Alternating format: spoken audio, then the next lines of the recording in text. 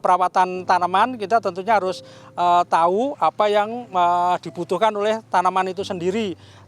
Tentunya salah satunya itu nutrisi atau kandungan hara yang ada di dalam tanah, dan itu juga termasuk menggemburkan tanah atau kegemburan tanahnya, itu salah satunya tip untuk juga tanaman itu nanti gampang dalam perawatan. Selanjutnya itu setelah nanti ditanam, nah itu kita tentunya nomor satu yang dibutuhkan tanaman itu yang mesti kita bantu itu penyiraman.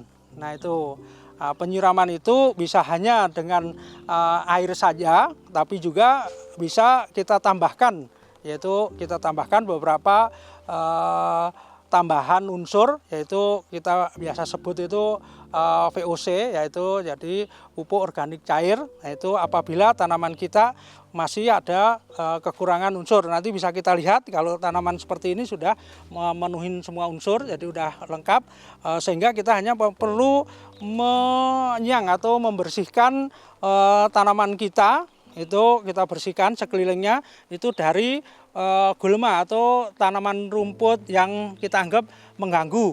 Dan juga nanti kalau apabila tanahnya padat, kita juga ada penggemburan tanah. Itu cara perawatannya. Terus juga nanti ada beberapa hama atau penyakit yang juga ikut itu harus kita rawat. Jadi artinya kita harus merawat tanaman atau melindungi tanaman dari gangguan hama dan penyakit. Nah itu sama, kalau nanti yang ganggu itu berupa serangga, nah itu kita identifikasi serangganya apa. Nah itu ada nanti perlakuan. Nah misalkan nanti ada ulat Plutela, nah itu kita juga akan aplikasikan atau kita berikan beveria atau jamur yang berkaitan dengan pengendalian atau mengurangi populasi Plutela. Nah itu kira-kira seperti itu untuk perawatan tanaman. Termasuk juga nanti kalau terlalu rapat, itu juga kita harus ada yang namanya dijarangkan. Nah itu sama, tadinya ini tanaman itu enggak seperti ini, tadinya rapat.